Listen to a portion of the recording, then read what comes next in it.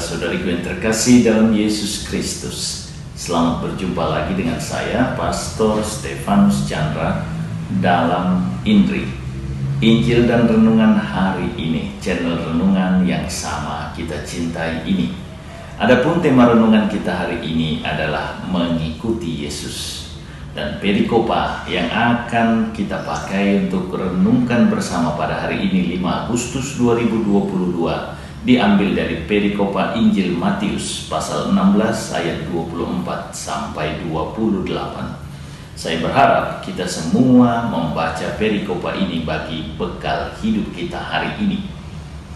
Bapak Ibu saudara-saudariku yang terkasih dalam Yesus Kristus, kita tahu bersama bahwa kita disebut Kristiani karena kita mengikuti Yesus Kristus. Artinya identitas Kristiani kita melekat erat pada iman kita kepada Yesus Kristus. Maka baik lebih dahulu kita memahami makna nama Yesus Kristus tersebut. Yesus berasal dari kata Ibrani Yehosua, artinya Allah menyelamatkan.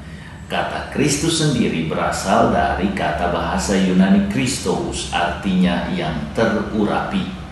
Hal ini berkaitan dengan peristiwa pembaptisan Yesus oleh Yohanes Pembaptis di Sungai Yordan, di mana Yesus dimaklumkan oleh Allah sendiri sebagai anaknya yang terkasih. Dan kita semua pengikutnya diminta oleh Allah untuk mendengarkan Yesus. Bacaan Injil kita hari ini berisi tentang tuntutan Yesus sebagai Allah yang menyelamatkan bagi setiap pengikutnya. Yesus dengan tegas berkata, "Setiap orang yang mau mengikuti aku harus menyangkal diri, memikul salibnya, dan mengikut aku."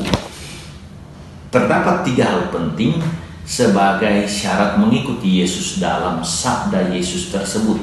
Yang pertama, kita dipanggil untuk menyangkal diri. Sebagai pengikut Yesus, kita adalah anak buah, sementara Yesus adalah bosnya. Menyangkal diri berarti menempatkan Yesus di atas kepentingan dan agenda diri kita. Kita membiarkan Yesus yang mengontrol diri, mengontrol hidup kita dan keberadaan kita, termasuk masa depan kita. Hal ini sangatlah sulit karena kita manusia cenderung menjadi pemimpin atau bos. Kita ingin di atas.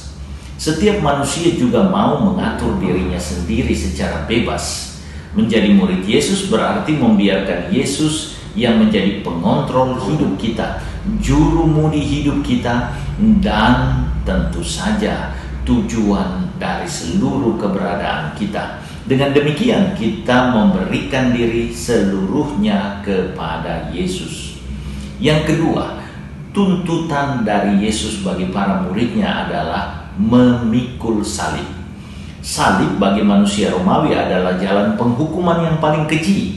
Tetapi bagi manusia Kristiani, salib adalah jalan keselamatan. Karena melalui derita dan saliblah Yesus Sang Allah Penyelamat menghadirkan keselamatannya bagi kita. Salib adalah panggilan bagi kita.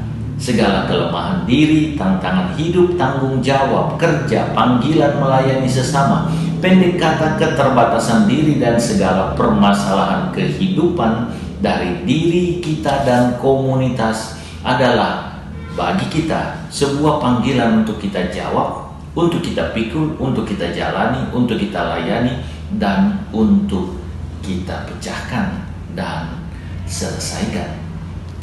Yesus memanggil orang-orang yang penuh dedikasi untuk melaksanakan hidup sebagai berkat bagi dunia.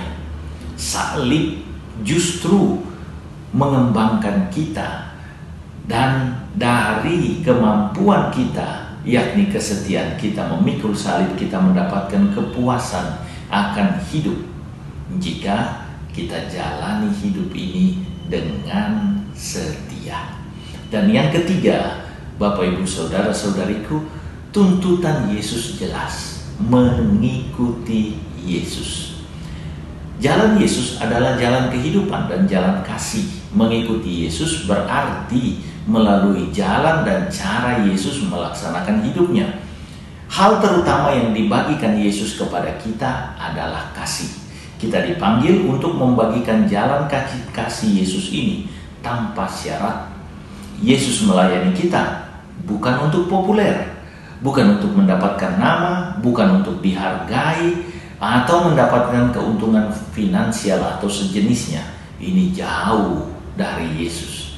Yesus melaksanakan semua pemberian dirinya agar manusia selamat dan akhirnya hidup mulia bersamanya. Jalan Yesus adalah jalan pelayanan dan pemberian diri. Maka kita yang mengikuti Yesus dipanggil untuk menjadi berkat bagi sesama kita, karena kita sendiri adalah berkat Allah. Kamu telah memperolehnya dengan cuma-cuma, maka berikanlah pula dengan cuma-cuma. Matius 10 ayat 8b. Jika benang merah tuntutan Yesus bagi kita ini kita tarik, maka dapat kita simpulkan bahwa setiap manusia Kristiani dipanggil untuk hidup seperti Yesus, sang hamba Allah yang setia.